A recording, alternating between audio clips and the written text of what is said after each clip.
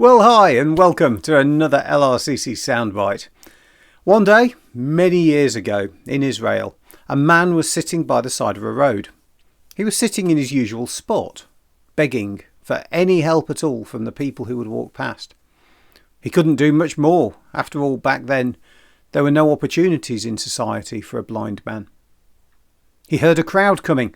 That's a good sign. Crowds might give him money. But this crowd sounded different. It was excited. There's a lot of people. So he asks anyone who's close, anyone, what's happening? Who's coming? And someone tells him, Jesus is coming with his friends and disciples. Now the man has heard about Jesus.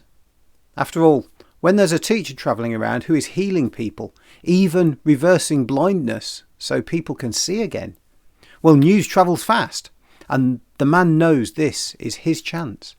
So he starts shouting, Jesus, have pity on me. The crowd gets closer. They're talking to Jesus, listening to everything he says. They're trying to keep up. They're trying to hear him. And someone tells the man, can you be quiet so we can listen? But that has no effect. The man shouts even louder, Jesus, have pity on me. Again, people say, shh, we can't hear him. But he just shouts even more. For as long as there's a chance that Jesus is within earshot, he is going to keep shouting. And Jesus notices.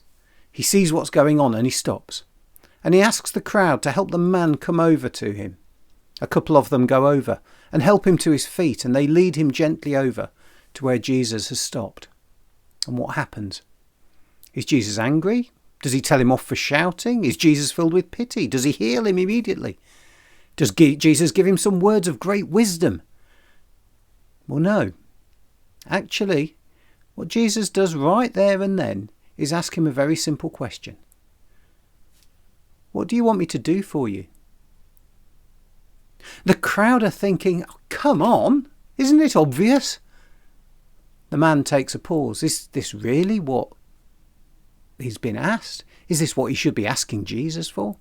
But then he says, Teacher, I want to see. And Jesus simply responds, you may go.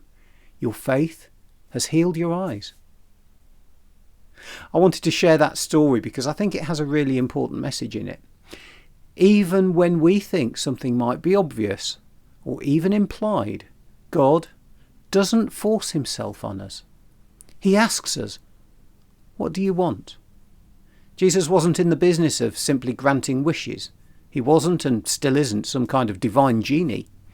Even when we think it makes sense for God to act in a particular way, it doesn't always follow that he will, because we don't necessarily see the bigger picture. Even when Jesus was around, not everybody got healed.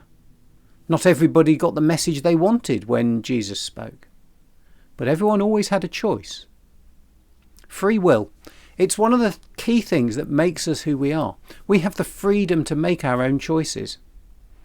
Some have asked why God allows so much evil in this world. And again, we see that evil being done. Most often from one person to another.